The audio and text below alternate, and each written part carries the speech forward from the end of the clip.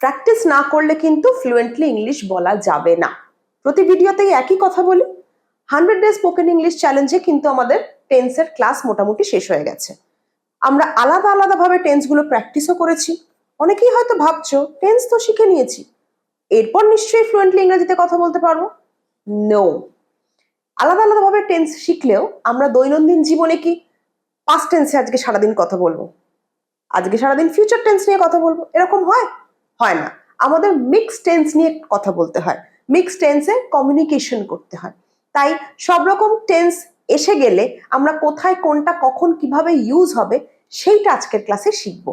আজকে প্র্যাকটিস করব, তোমরা রেগুলার প্র্যাকটিস করতে থাকো। যেরকম আলাদা আলাদা ভাবে টেন্স গুলো প্র্যাকটিস করছো সেটা তো করতেই থাকো ক্লাস থেকে, কিন্তু কথা বলার জন্য আজকের ক্লাসটা খুব গুরুত্বপূর্ণ। শুরু করি চলো। শুরু করার আগে বেল বাটনে ক্লিক করে নেবে, সাবস্ক্রাইব করে নেবে, লাইক করবে, আর অবশ্যই বন্ধু বান্ধবদের ইনভাইট করো যাতে তারাও একসাথে এই ক্লাসটা তোমরা দেখতে পারো। Let's start. আজকে আমরা কিভাবে প্র্যাকটিস করব? বেশ কিছু বাংলা সেন্টেন্স দেখতে পাচ্ছ যেগুলো আমরা দৈনন্দিন জীবনে রেগুলার ইউজ করে থাকি, সেইগুলোর ট্রান্সলেশন করব, দেখব কোন টেন্স এখানে ইউজ হচ্ছে এবং কেন হচ্ছে। সব থেকে বড় কথা, কেন হচ্ছে। সাথে শিখবো সেটাই যদি তোমাকে প্রশ্নবোধক আকারে বলতে হয় তাহলে কিভাবে বলবে, না বাচক আকারে বলতে হলে সেটা কিভাবে বলবে। শুরু করি চলো। প্রথম সেন্টেন্সটা কি? আমি গাড়ি চালাতে চালাতে একটা আওয়াজ শুনলাম। দুটো ক্রিয়া আছে দেখো, গাড়ি চালাচ্ছিল, আওয়াজ শুনলাম। গাড়ি চালাতে চালাতে মানে একটা কাজ আগে চলছিল, অতীতে কোনো একটা কাজ কিছুক্ষণ ধরে চলছিল। যারা টেন্সের সবকটা ক্লাস করেছো তারা নিশ্চয়ই রিলেট করতে পারছো। অতীতে কোনো একটা কাজ কিছু সময় ধরে চললে আমরা পাস্ট কন্টিনিউয়াস ইউজ করি। এখানে শুনলাম মানে হয়ে গেছে শোনার কাজটা, তাহলে পাস্ট ইনডেফিনিট কি হবে আমরা এখানে ট্রান্সলেট করি একটু। আই হার্ড আ নয়েজ বা hard a sound while I was driving the car. I heard a sound বা heard a noise while I was driving the car. I was driving, গাড়ি চালাতে চালাতে আওয়াজ শুনলাম, heard। তাহলে শোনার ক্ষেত্রে আমরা ইউজ করলাম past indefinite, আর গাড়ি চালাতে চালাতে মানে কাজটা চলছিল, অতীতে কাজটা চলছিল, past continuous। কেন হচ্ছে সেটা কিন্তু একটু বুঝে নিতে হবে।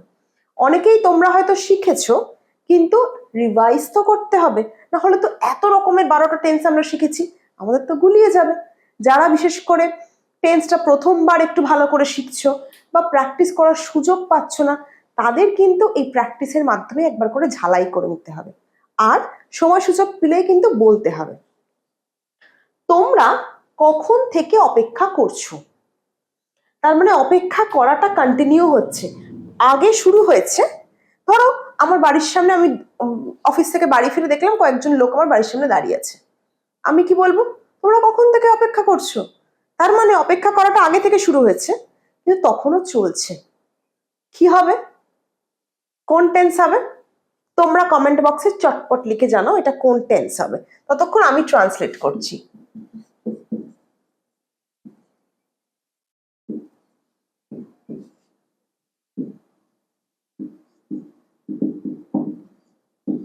How long have you been waiting? How long have you been waiting? অপেক্ষা অতীতে শুরু হয়ে বর্তমানেও চলছে বেশ কিছু সময় ধরে, এটাকে বলবো আমরা present perfect continuous tense. How long have you been waiting, present perfect continuous tense. ধরো বললাম আমরা 2 ঘন্টা ধরে অপেক্ষা করছি। এই প্রশ্নের উত্তরে ধরো কেউ একজন তোমায় রিপ্লাই দিল আমরা 2 ঘন্টা ধরে অপেক্ষা করছি, তাহলে সেটা কি বলবো আমরা? এটা তো এখানে রয়েছে ইন্টারোগেটিভে, তাহলে এটাকে যদি আমরা অ্যাফার্মেটিভে করি কি বলবো? I have been waiting বা আমরা we have been waiting for 2 hours. We have been waiting for 2 hours. আমরা 2 ঘন্টা ধরে অপেক্ষা করছি। বুঝতে পেরেছো? আমরা ইন্টারোগেটিভটা এখানে বলেছি, কিন্তু এটাই যদি প্রশ্নবোধক না হয়ে উত্তর দিতে হতো, অ্যাফার্মেটিভে হতো, তাহলে কি বলতে? We have been waiting for 2 hours। বা ধরো বলছো যে আমরা সন্ধে 6টা থেকে ওয়েট করছি, মানে ইনিশিয়াল টাইমটা বলে দিচ্ছ। কিভাবে বলবে? সেখানে কিন্তু আর ফর ইউজ হবে না, সেখানে সিন্স ইউজ হবে। কি বলবো? We have been waiting since 6 p.m. We have been waiting since 6 p.m. For a since কোথায় কখন ইউজ হয় আগের ভিডিওগুলোতে অনেকবার বলেছি, আবারও ভবিষ্যতে কখনো টাইম পেলে বলবো। যারা দেখোনি তারা একবার প্লেলিস্টে গিয়ে টেন্সের ভিডিওগুলো চেক আউট করে নাও। আর ভিডিওটা ভালো লাগছে তো, মনে হচ্ছে তো একটু প্র্যাকটিস করতে পারছো, শিখতে পারছো, চটপট লাইক করে দাও যারা এখনো করোনি। তুমি কি সবজিগুলো কেটেছো? সবজি কাটার ইংরেজি কিন্তু সবসময় কাট হয় না, কি হয়? চপ। কুচি কুচি করে কাটা সবজিকে চপ, এর ভার্বটা চপ। সবজিগুলো কেটেছো মানে রিসেন্টলি শেষ হওয়া কাজ। কোনো কাজ রিসেন্টলি শেষ হয়ে থাকলে আমরা কি ইউজ করব? আমরা প্রেজেন্ট পারফেক্ট ইউজ করব। কোয়েশ্চেন কি হবে? Have you chopped the vegetables?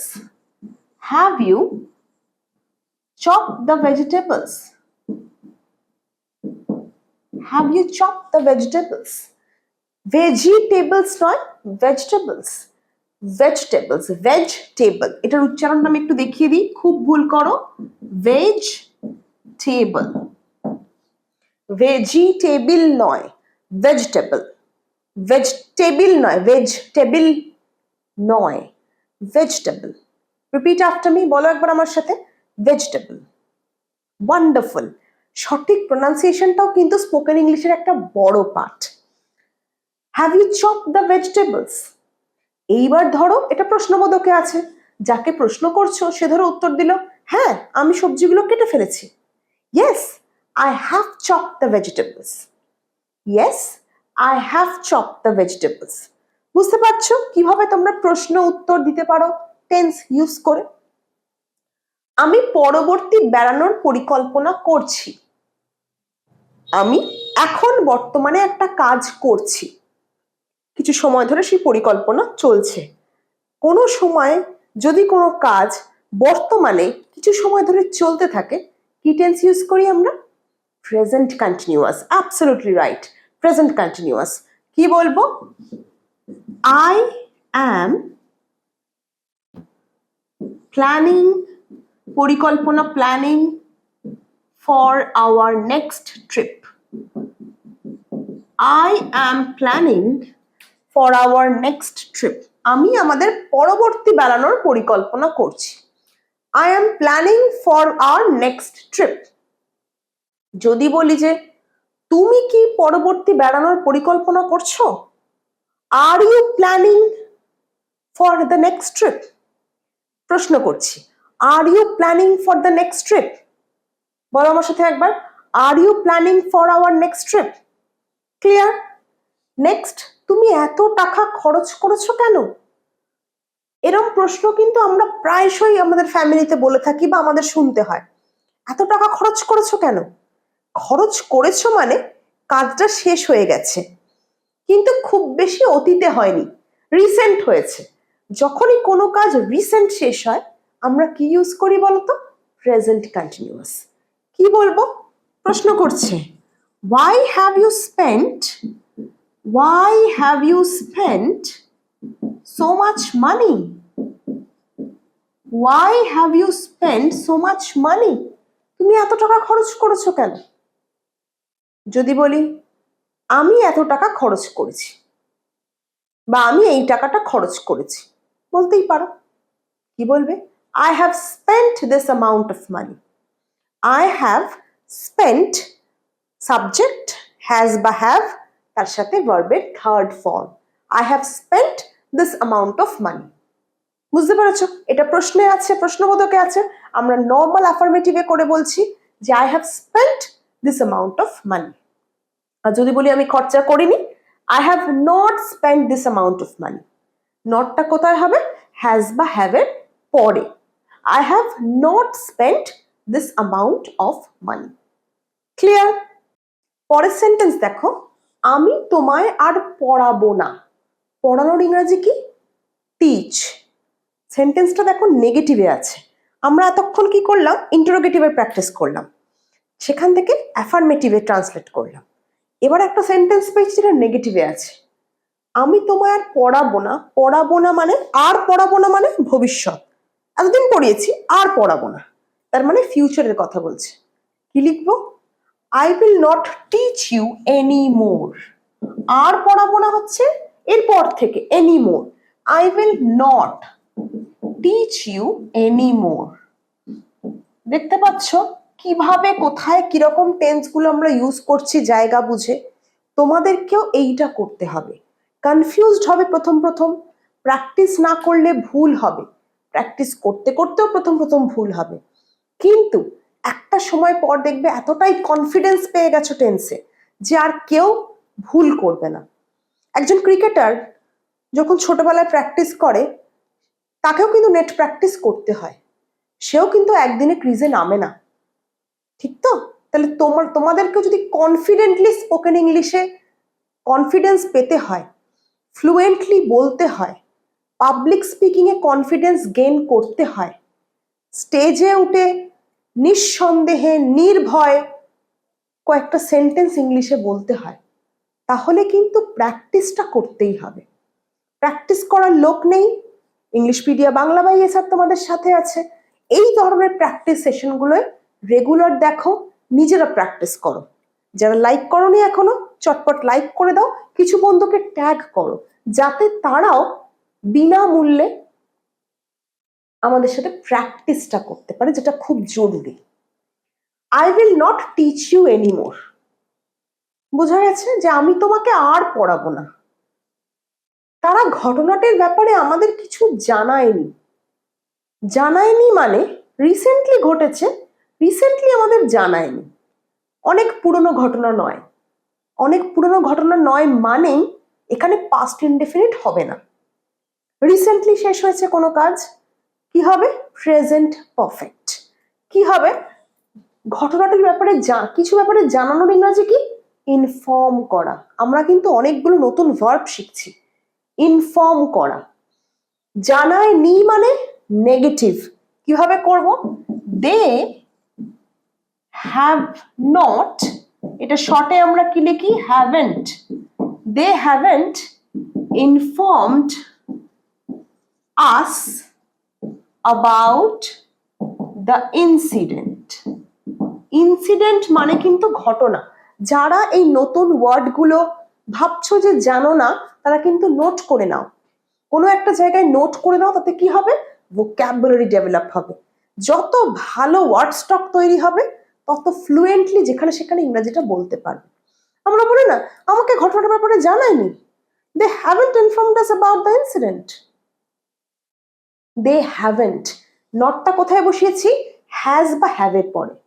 তাহলে এটা হচ্ছে আমাদের প্রেজেন্ট পারফেক্টের স্ট্রাকচার।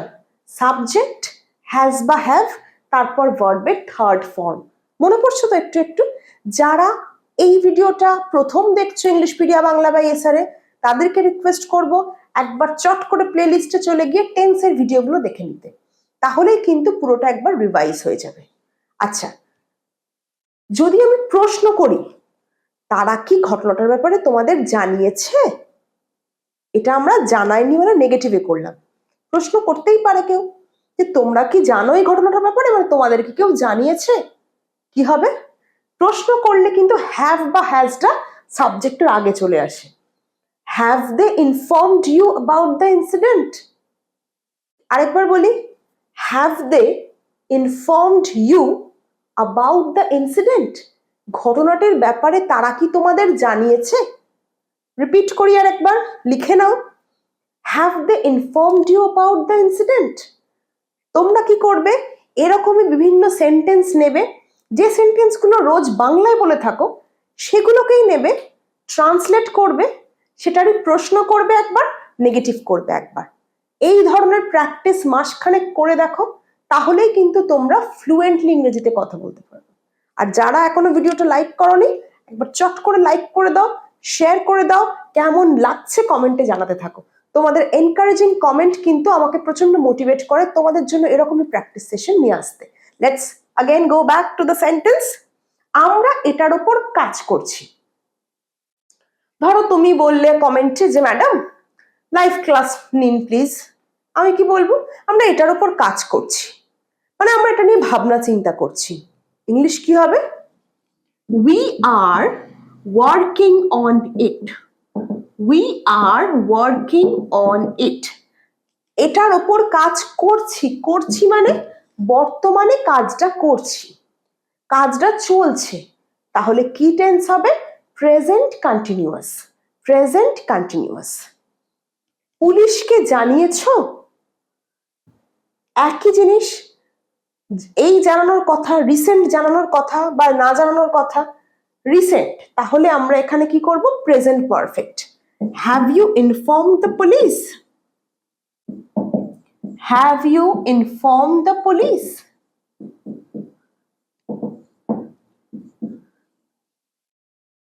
যদি বলে যে না পুলিশকে জানাইনি, no we haven't inform the police. No we haven't inform the police. আর যদি বলি হ্যাঁ পুলিশকে জানিয়েছি, yes we have inform the police. আরেকবার বলি, প্রশ্নটা কি? পুলিশকে জানিয়েছো? Have you inform the police? দুটো উত্তর হতে পারে, একটা হতে পারে হ্যাঁ পুলিশকে জানিয়েছি, ট্রান্সলেট করলে কি হবে? Yes we have inform the police. আর একটা উত্তর হবে নেগেটিভ, যে না পুলিশকে জানাইনি, no we haven't inform the police. বুঝতে পারছো যে দুটো প্রশ্ন, তার দুটো রকমের উত্তর, দুটো ট্রান্সলেশন। নেক্সট, তারা 6 মাস পর হয়তো বাড়ি চলে যাবে। এটা আমাদের একটা প্রেডিকশন, ভবিষ্যতে প্রেডিকশন, যে কাজটা হয়তো হয়ে গিয়ে থাকবে। যখনই আমরা ভবিষ্যতে এরকম প্রেডিকশন করি, আমরা ফিউচার পারফেক্ট টেন্স ইউজ করি। এই টেন্সটা নর্মাল খুব কম ব্যবহার হয়, কিন্তু কোনো কোনো ক্ষেত্রে তো ব্যবহার হয়। এটা সেরকমই একটা এক্সাম্পল। আমরা প্রেডিকশন করছি, আশা করছি 6 মাস পর তারা বাড়ি চলে যাবে। কি লিখবো? They will have moved to their house after 6 months. They will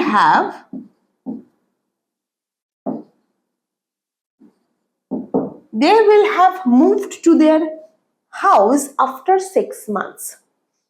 অনেকেই তোমরা শিফট কথাটা ইউজ করো। একটা ছোট্ট জিনিস বলে দিই এর মধ্যে, আমরা কি বলি? আমরা নতুন বাড়িতে শিফট হব। কথাটা খুব ভুল বলি আমরা। আসবাবপত্র শিফট হয়, মানুষজন মুভ করে। আরেকবার বলি, আসবাবপত্র, তুমি ধরো বাড়ি চেঞ্জ করছো, তুমি তো একা যাচ্ছ না, তোমার আসবাবপত্র যাচ্ছে। The furniture are shifted to your new house, but you move to your new house. মানুষজনের ক্ষেত্রে ভার্বটা কি হবে? মুভ হবে, শিফট হবে না। আসবাবপত্রের ক্ষেত্রে, নির্জীব বস্তুর ক্ষেত্রে শিফট হবে।